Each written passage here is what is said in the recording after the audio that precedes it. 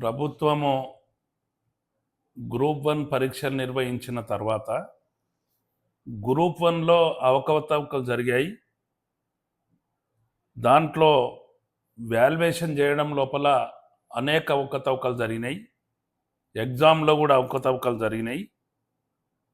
అదేవిధంగా వచ్చిన మార్కులపైన కూడా అనేక అనుమానాలు ఉన్నాయని లేవనెత్తిండ్రు. పరీక్షల్లో జెల్ పెన్ వాడడం కానీ, కాలేజీల్లో కొన్ని కోటి మహిళా కాలేజ్ మెయిన్గా కోటి మహిళా కాలేజీలో రాసిన అభ్యర్థులకు ఎక్కువ మార్కులు వచ్చినాయి. ఇంగ్లీష్ మీడియం వాళ్ళకే ఎక్కువ మార్కులు వచ్చినాయి, తెలుగు మీడియంకు రాలేవు. లేకుంటే ఈ విధంగా పక్షపాతంగా ఈ ఎగ్జామ్స్ నిర్వహించడం జరిగింది. పేపర్ వాల్యుయేషన్ చేయడం లోపల కూడా దానికి ప్రొఫెసర్స్ ఎక్స్పర్ట్స్ కాకుండా ఏదో తెలియని వ్యక్తులు, అంటే ముఖ్యంగా ఈ పరీక్షలు నిర్వహించే వ్యక్తులు కాకుండా, దాని మీద నాలెడ్జ్ ఉన్న వ్యక్తులు కాకుండా వేరే వాళ్ళతో దిద్దిపించరు అనేది కూడా ఒక ఆరోపణ ఉన్నది.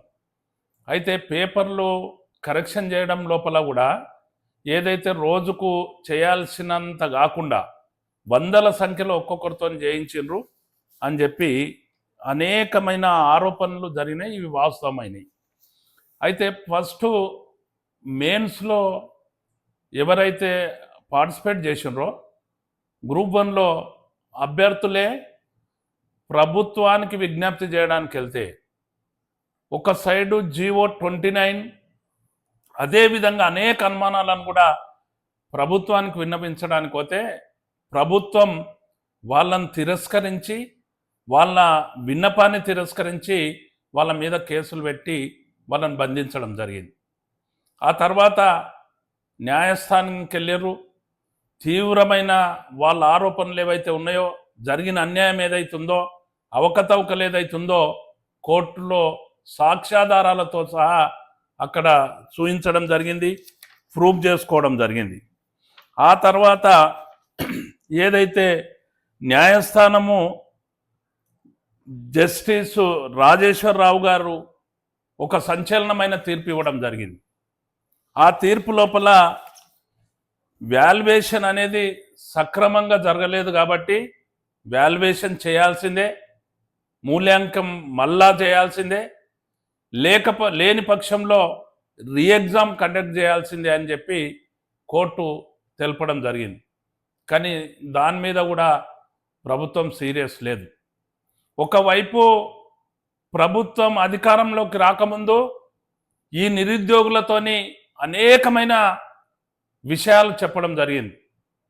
నిరుద్యోగులకు నిరుద్యోగ భృతి అన్నారు, దాన్ని మాట తప్పారు. ఏదైతే టీఎస్పీఎస్ను పెద్ద ఎత్తున పక్షాలన చేస్తామన్నారు, ఆ పక్షాలలో భాగంగా ఈరోజు చూస్తే 20 నెలలనే వీళ్ళు చేసిన నిర్వాహకం ఏంటంటే కోర్టు నుంచి ఆదేశాలు రావడం జరిగింది. మేము డిమాండ్ చేస్తూ ఉన్నాం, మేము క్లియర్గా డిమాండ్ చేస్తున్నాం, ఎగ్జామ్ కండక్ట్ చేయాలి, వాళ్ళ విన్నపాన్ని గౌరవించాలి, ఏదైతే మెరిట్ లిస్ట్ ఉందో దాన్ని తక్షణమే రద్దు చేయాలి, ఎగ్జామ్స్ నిర్వహించి మళ్ళా వాల్యుయేషన్ తప్పులు జరగకుండా చేయాల్సిన అవసరం ఉన్నది. ఇదంతా జరిగిన క్రమం లోపల కూడా ఇది ఎందుకు జరిగింది, ఎవరి వల్ల జరిగింది, ఎవరి యాజమాయిష్ లోపం జరిగింది, దీని మీద సమగ్ర విచారణ జరగాలి అనేది కూడా మా డిమాండ్. జ్యుడిషియల్ ఎంక్వైరీ జరగాలి, బాధ్యుల మీద చర్యలు తీసుకోవాలి, మళ్ళా పునరావృతం కావద్దు, ఈ విధంగా జరగొద్దు అనేది నేను ప్రభుత్వానికి డిమాండ్ చేస్తున్నా. మేము నిరుద్యోగులు ఎంబడి ఉంటాం, విద్యార్థులు ఎంబడి ఉంటాం, నష్టం జరిగిన వాళ్ళు ఎంబడి ఉంటాం. ప్రభుత్వం తక్షణం కదలాల్సిన అవసరం ఉన్నదని చెప్పి నేను డిమాండ్ చేస్తున్నా. జై తెలంగాణ.